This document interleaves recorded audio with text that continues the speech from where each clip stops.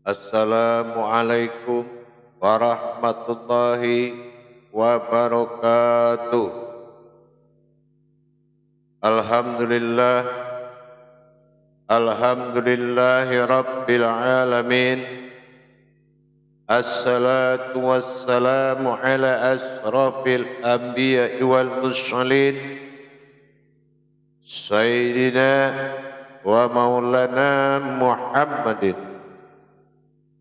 Ashhadu an la ilaha illallah wa ashhadu anna Muhammadar Rasulullah.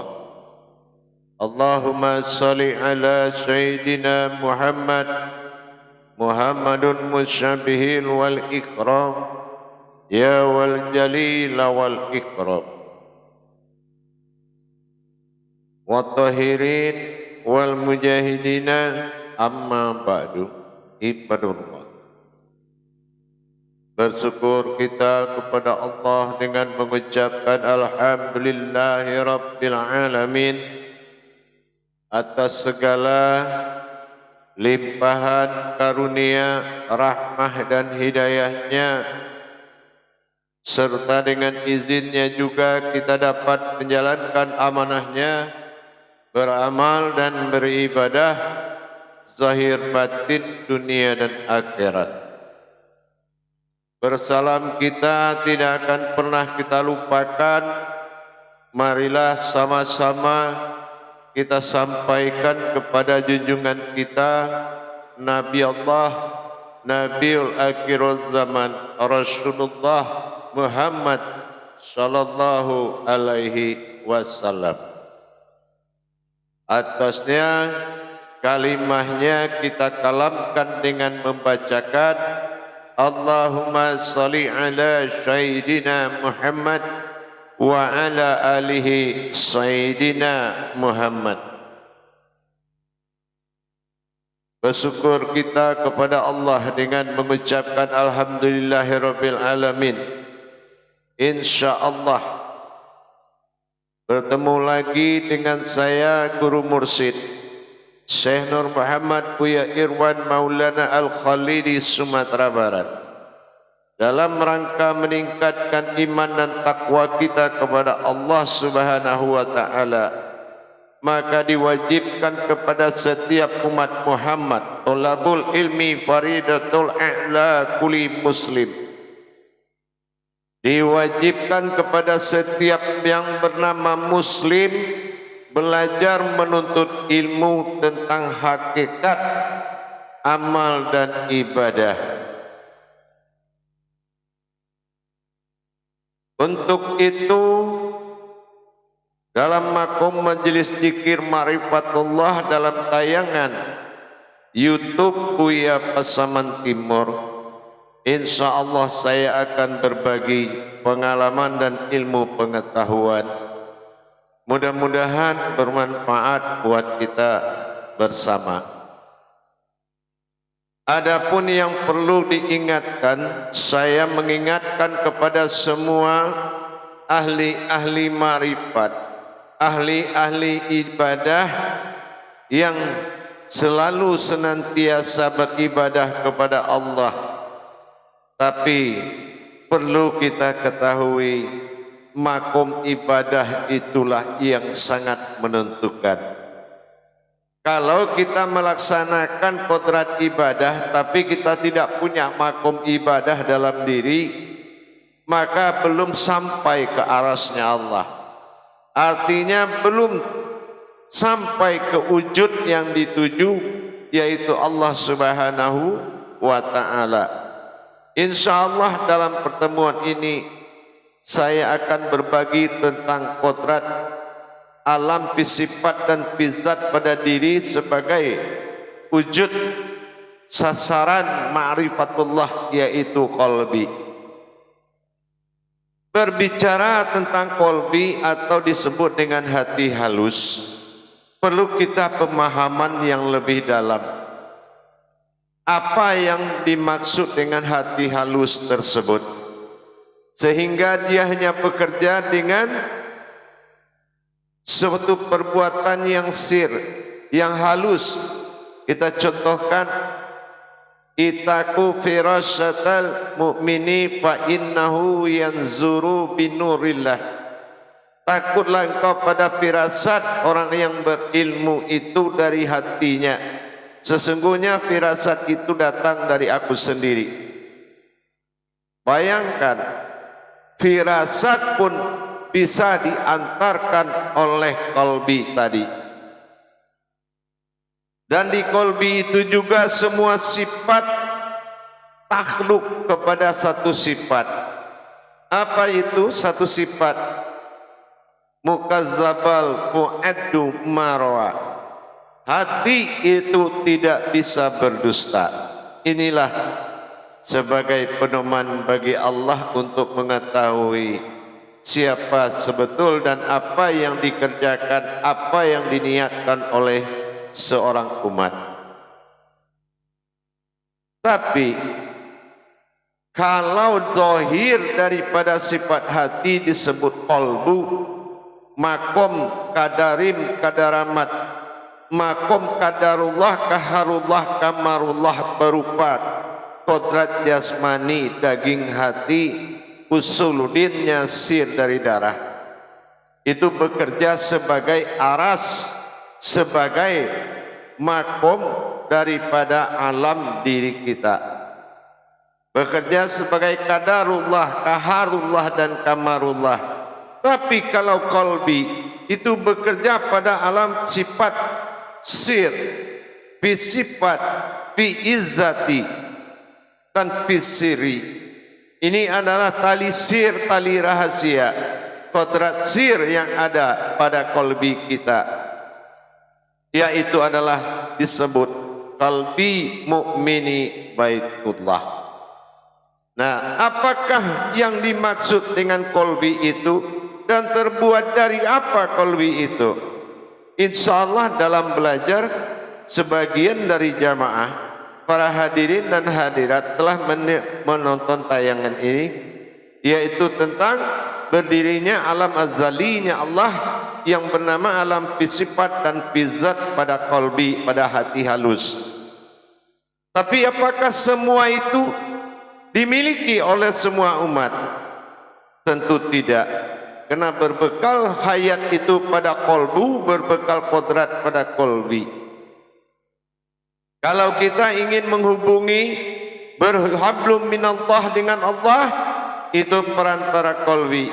Karena yang Allah akui rumahnya adalah hati yang mukmin, qalbi mu'mini baitullah. Jadi kalau menjadi qalbi, itulah yang menjadi rumahnya Allah. Nah, sekarang kalau qalbu yang hanya memiliki kaharullah, kadarullah dan kamarullah, bagaimana mungkin bisa Allah bermakom di situ? Sementara tubuhnya saja tubuh rahim, rahim makumullah. Kalau rahim makumullah bukan jasad, tetapi tubuh batin disebut rahim, makom disebut qalbi, Allah disebut wujud dalam batin.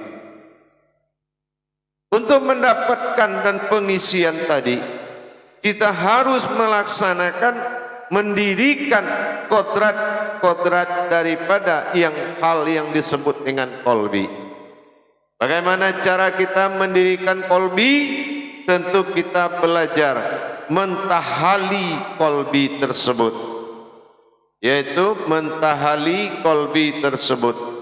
Bagaimana cara mentahali? Tahali itu nama sebuah makom ibadah yang artinya pengisian. Jadi kalau memang belum diisi kodrat azali itu dalam hati, itu belum ada yang namanya qalbi. Ya, belum ada yang namanya qalbi. Yang ada itu hanya qalbu, kadar. Tapi kalau qalbi itu adalah azalinya Allah, alam azali atau ligaullah, alam terbuat dari kodrat, alam fisifat dan alam fizat. Nah, inilah yang dikatakan dengan qalbi. Aku bersifat pada zatku sendiri. Nah ini yang azali. Itu dikatakan alam usoli atau alam azali. Yang di solat kita pakai saat uzoli. Kita baca usoli tapi kita menghadap kepada kolbi. Tapi apakah semua manusia punya kolbi? Tentu tidak. Kenapa? Kaharullah, kadarullah, kamarullah bukan kodrat untuk menuju sirnya Allah. Tapi kalau qalbi, azalinya Allah, liganya Allah, alam fi sifat dan fi zat adalah pegangan untuk bertajali kepada Allah Subhanahu wa taala. Maka dari itu para hadirin dan jamaah sekalian, memang kita kalau tidak mentadabur kajian tauhid, maka kita tidak akan memperhatikan hal yang sangat penting yang wajib kita jadikan. Kenapa? Karena kata Allah, wal abinu qalbi fi fuadi an-nisi. Artinya yang dimaksud kujadikan, arti itu disebutkan oleh Allah, isi hatiku hanyalah tetap Allah itu sendiri. Artinya yang ada dalam kolbi itu hanya ada Allah. Ya, yang ada dalam kolbi itu hanya ada Allah. Wal abinu kolbi fi fuadi an-nisi. Jadi kalau hati fuad itu yang ada hanya Allah. Wa fi qalbi alal fuadun. Nah inilah dasarnya ada kekolbian tadi. Karena kolbi itu terbuat dari kodrat azalinya Allah.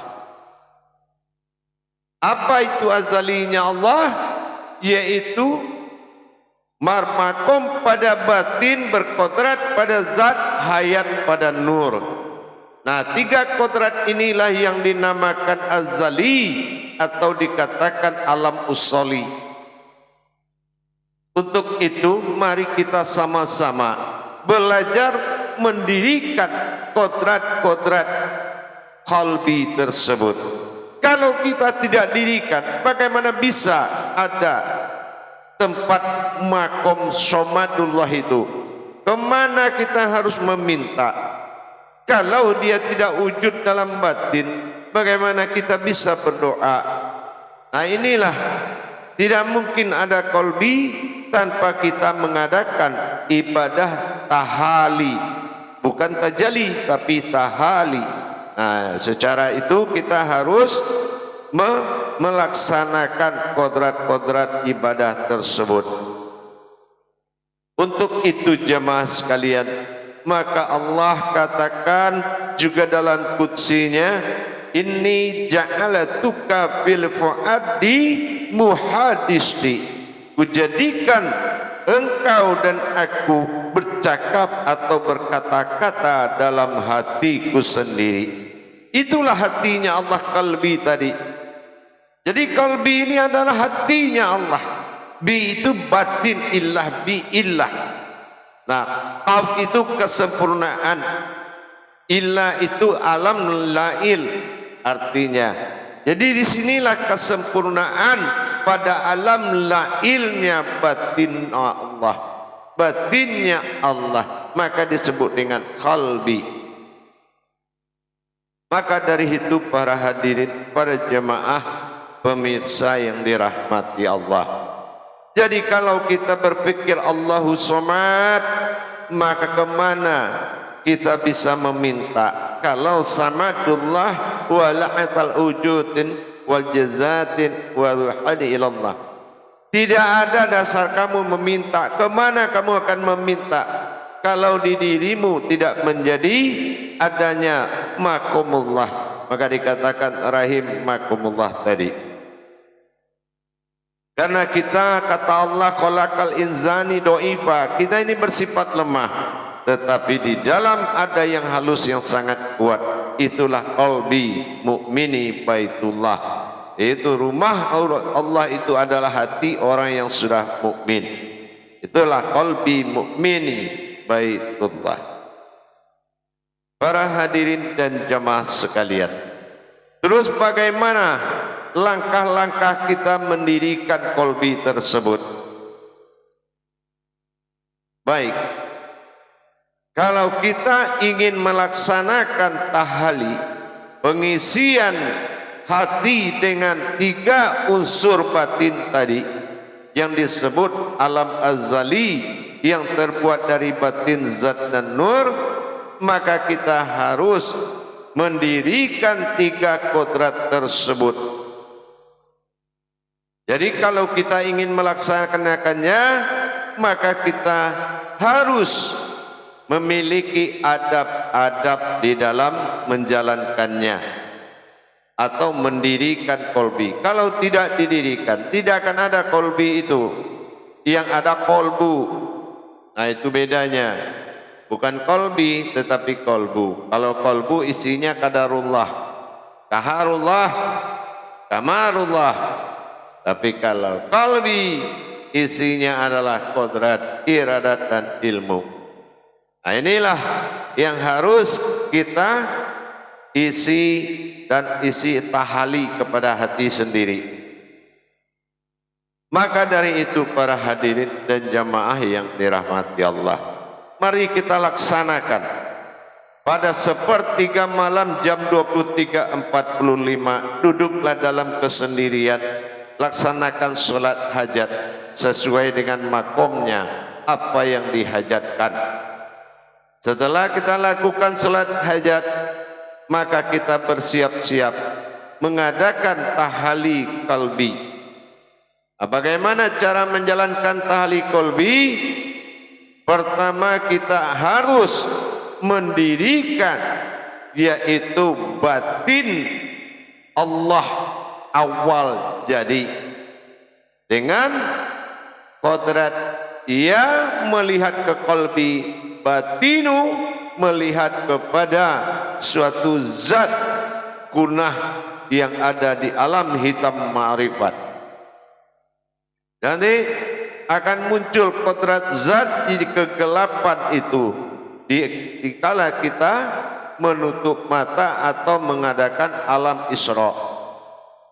Di situ kita dengan keheningan, dengan kekosongan, semua alam kiri kanan atas bawah itu adalah kosong, melainkan kita duduk di dalam sukunnya Allah dalam menghadirkan batin Allah yang muncul seperti berdirinya awal alif menjadi aftar. Dengan dia bangkit dan dia berdiri menuju singgasananya, yaitu rahmannya diri kita sendiri. Dengan tentunya kita menzikirkan ya batinu, ya batin, ti hiduplah nu itu kepada diriku, maka dia hiduplah.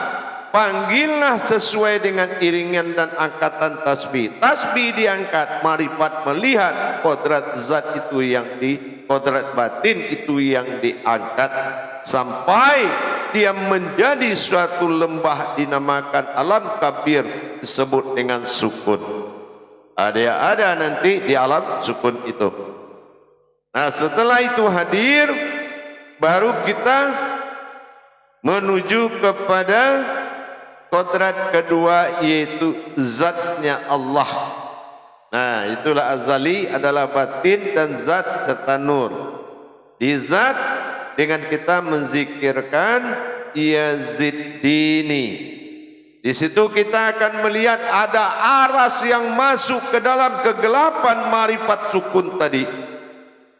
Ada aras yang menyusup ke dalam sukunnya. Di situ kelihatan bening-bening yang sangat indah di dalam sukun yang hitam gelap tadi. Maka masuklah aras energi yang dikatakan ya ziddini, wahai zatku, bergeraklah ya ziddini. Maka kita menatap kepada tujuan ma'rifatnya, kepada masa tahali zat kun jadi di dalam alam sukun yang dikatakan alam batin tadi. Nah, di situ baru muncul yang dikatakan yang ketiga, sifat nur bagi Allah.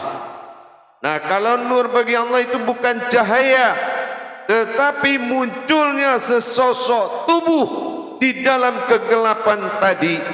Setelah pelan-pelan mata kita dibuka, dilihat dalam kegelapan sukun diliputi oleh batin, zatnya Allah tadi meliputi zatnya Allah, maka muncullah sesosok nurullah.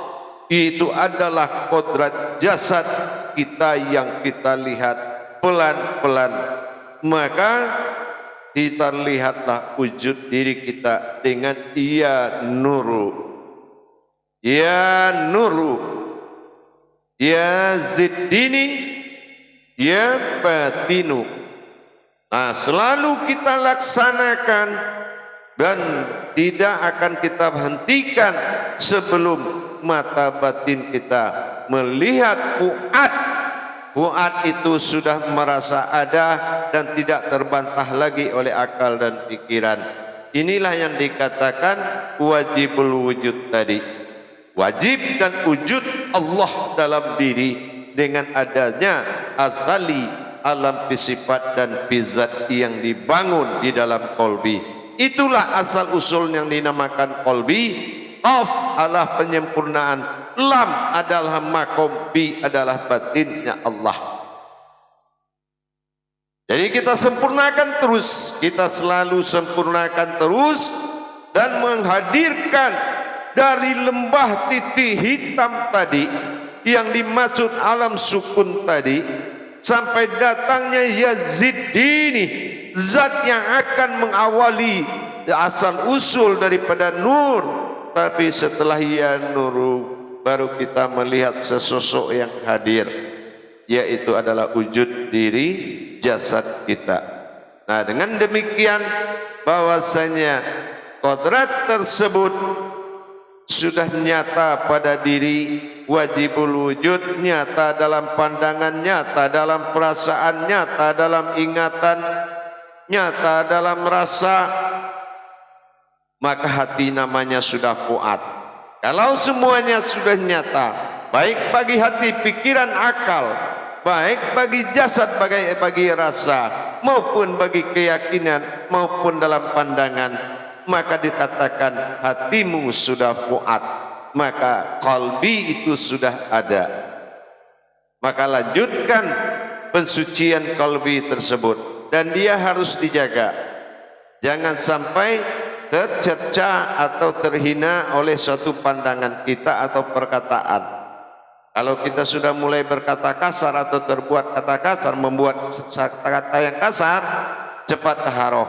Cukup 101 putaran asma.